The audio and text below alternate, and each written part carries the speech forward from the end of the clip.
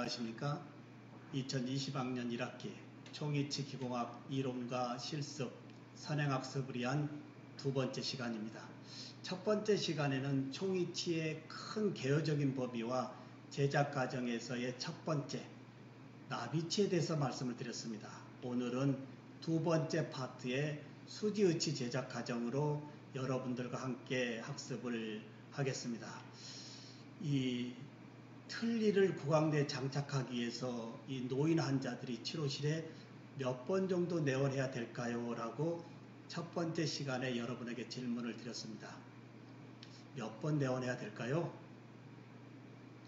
치료실과 기공실 과정의 세부 과정에 대한 이해도가 된다면 환자가 치료실에 몇 번 이상 와야 됩니다라는 이야기를 여러분들이 자신 있게 얘기할 수 있을 겁니다. 이 표를 보고요. 다시 치료실과 기공실 과정의 세부 프로세서에 대해서 정리해 주시면 좋겠습니다. 이제 나비치에서의 세칸의 수지의치. 수지의치는 거의 기공의 랩 파트입니다. 랩 사이드에서 기공실에서 진행되어지는 이 과정이 세칸의 수지의치. 첫 번째 나비처럼 만들어진 이 왁스 틀니를 기공 과정에서의 단단한 아크릴의 수지로 만든다 이겁니다. 자, 제작 과정을 한번 살펴보면 이제 왁스로 만들어진 이 왁스 틀니를 세칸으로 제작하기 위해서 이제 교합기에서 모형을 분리해 내야 되겠죠. 분리해 놓은 모형이 현재 이 슬라이드의 사진입니다.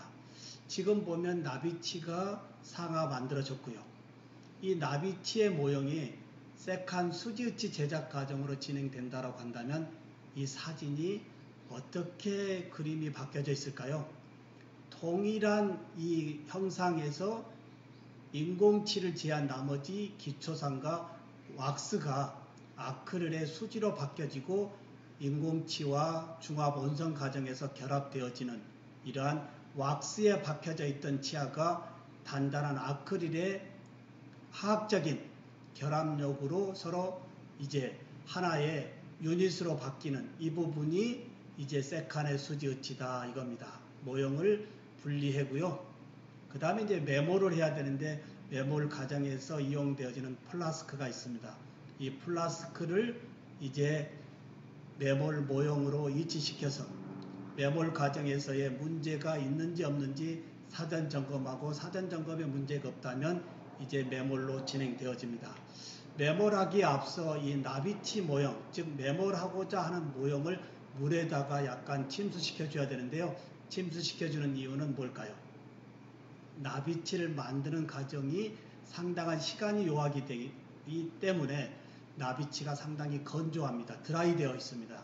드라이 되어진 이 모형을 메몰 과정에서의 메몰제하고 만나면 드라이 되어진 모형이 메몰제 수분을 뺏어가기 때문에 탈해 현상이 나오겠죠.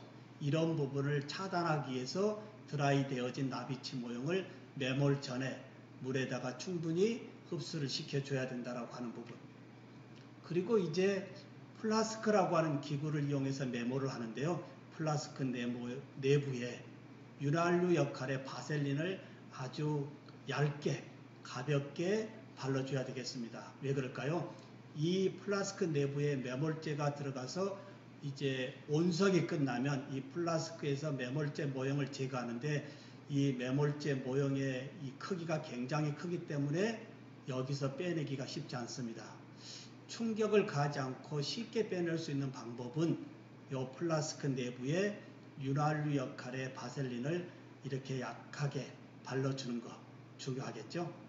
그리고 이제 메몰로 들어가는데요. 메몰은 1차 플라스킹, 2차 플라스킹, 3차 플라스킹의 3단계로 나눕니다. 이 1단계는 플라스크 내부에 적당량의 묽은 이 석고를 넣고요. 그 다음에 손에 들고 있는 나비치를 아직 초기경화되지 않는 이 플라스타의 센터에 이치시키고 눌러주면 깊이와 이치를 원하는 숫자의 이 상황대로 이치시킬 수 있습니다. 이치시키고 나면 이 가행의 석고가 바깥으로 좀 넘치겠죠. 이때 가지고 있는 스파츌라로 제거하고요.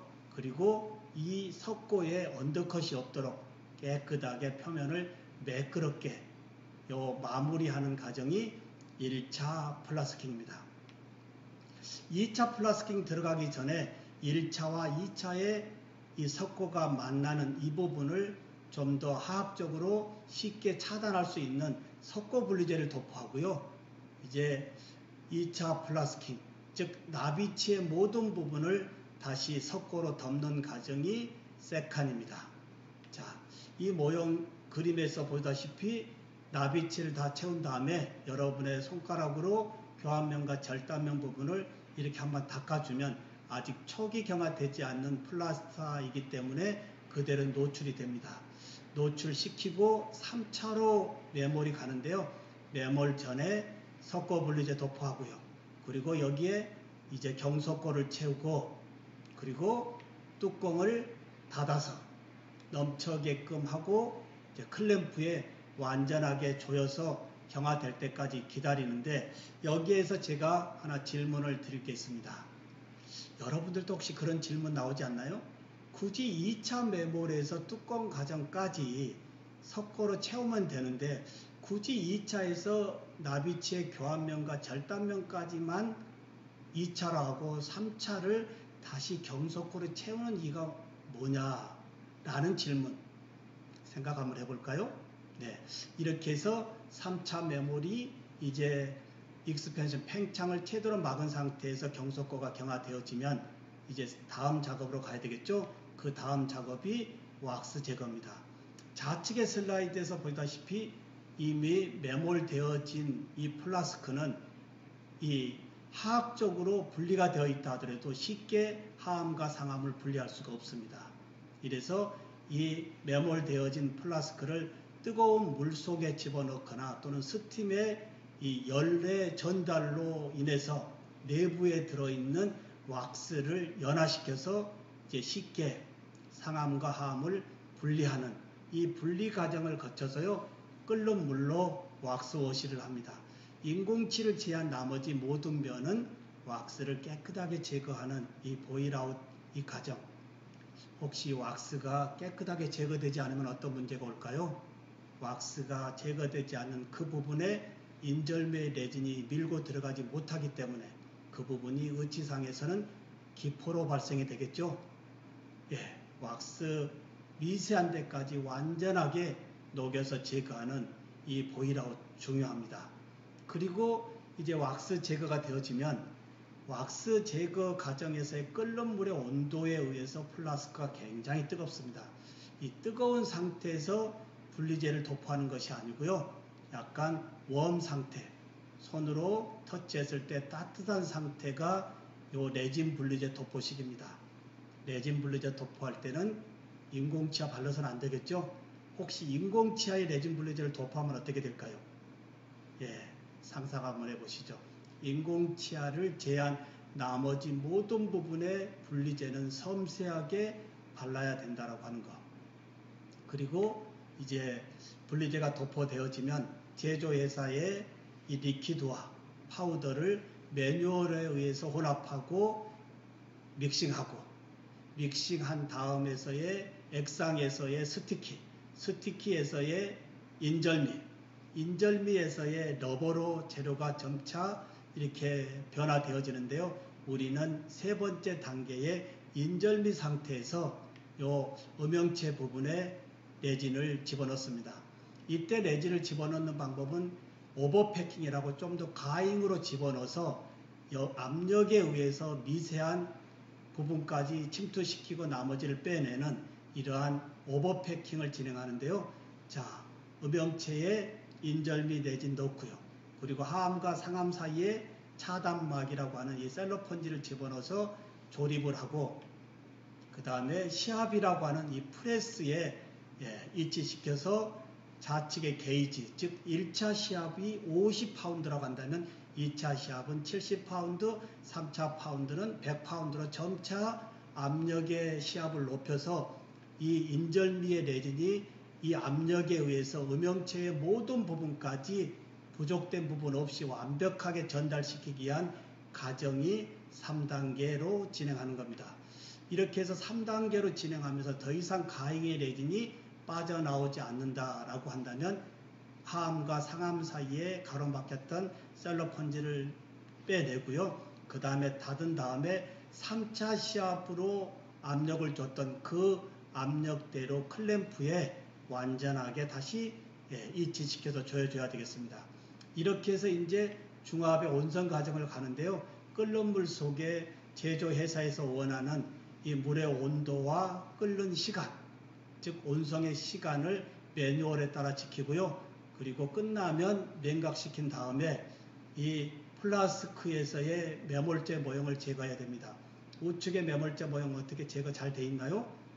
매몰 전에 플라스크 내부에 바셀린을 도포하는 거 이해되실 겁니다. 그때 바셀린을 도포했기 때문에 큰 충격 없이 매몰제 모형 파손이나 의치상 충격 없이 쉽게 우측 슬라이드에서 빠져나온 것을 볼 수가 있습니다.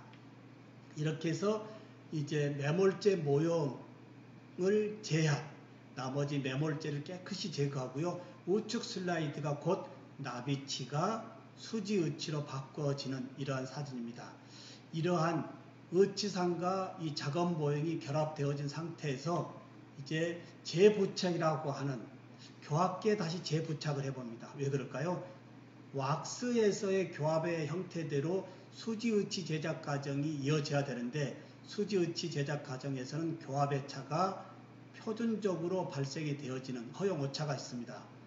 즉 0.5에서 1mm 정도가 교합이 높아진다라는 이야기예요. 그래서 그 높아진 부분만큼을 다시 왁스 덴처에서의 교합 기록과 같이 이제 좀 더 수정을 시켜주기 위한 과정으로 요 온성의치를 나비치 교합 기록계에 의해서 다시 재부착을 하고요. 그리고 의치상 중앙에 교합에 교합지를 넣어놓고 우리가 이제 중심 교합, 전방 교합, 작업 교합에서의 조기 접촉되어지는 부분을 이제 기능교두가 아닌 비기능교두의 조기 접촉점으로 나비치에서의 교합대로 그대로 다시 찾아주는 이 과정이 재부착의 선택 삭제 과정입니다. 이렇게 해서 이제 선택 삭제 과정이 끝나면 다듬질을 하기 위한 부분인데 이 의치상이 모형에 지금 완전하게 결합되어 있기 때문에 이때부터는 의치상이 중요한 것이지 모형이 중요한 건 아니죠. 그래서 이 과정에서 의치상을 보호시키고 모형에서 의치상을 빼내기 위해서는 모형을 파손시킬 수밖에 없습니다. 여기에 모형이 파손되어지는 이유 이해되시죠? 네. 그래서 의치상을 완전하게 모형에서 분리시켜서 연마기구를 이용해서 다듬질과 그리고 이제 강택, 좀 더 이 부드럽게 환자 점막에 우리가 장착되어지고 그리고 심리적으로 덴처가 깨끗함을 보이기 위한 이 다듬질과 연마 과정을 거쳐서 지금 보시다시피 왁스 덴처가 수지의치로 아주 이쁘게 단단하게 만들어진 걸 볼 수 있습니다. 이렇게 최종적으로 만들어진 이 수지의치를 이제 보관 용기에 물을 좀 담아서 물이 함유되어진 상태로 이 수지의치를 담아서 치료실로 보내주면 치료실에서는 환자 구강내에 장착시키고요. 그리고 환자의 불편한 부분을 손을 봐주면서 이제 환자분의 삶을 영위할 때까지 치료의 태축에 따라서 계속적으로 치료실에서 환자와의 팔로우업에 따라서 만족도 높은 틀니를 지속적으로 쓸 수 있게 해주는 이 부분이 총이치의 큰 제작 과정입니다. 우선 총이치는 나비치와 수지의치, 오늘 두 번째 시간에 랩사이드의 수지의치 제작 과정에 대해서 말씀을 드렸습니다. 이제 1주차와 2주차 묶어서 총이치의 전 제작 과정은 여러분들이 나름 개념을 잡아주시면 되겠습니다. 예기치 않는 코로나19 때문에 대학의 수업이 연기되고 있는데요. 여러분들 연기되어진 부분에 아쉽지만 나름 온라인 강의로 선행학습을 하고 계시다가 만나면 부족된 부분만큼은 좀 더 이런 온라인 강의로 대체할 수 있지 않을까라고 해서 제가 영상을 여러분에게 보내고 있습니다. 보람찬 방학 개강 준비 잘 하시고요. 선행학습한 다음에 밑에 코멘트에 요점 정리, 그리고 이해되지 않는 부분 질문으로 올려주시면 제가 성심성의껏 답변하고 또 거기에 여러분의 의견을 참고해서 수업을 계속적으로 진행하도록 하겠습니다. 이렇게 해서 1주차와 2주차 총이치의 큰 개요와 총이치 전 제작 과정에 대해서 말씀을 드렸고요. 다음 선행학습 세 번째에 대해서는 이제 총이치의 큰 맥락에서부터 세부적인 맥락을 아주 단락단락으로 나눠서 전달하도록 하겠습니다. 고맙습니다.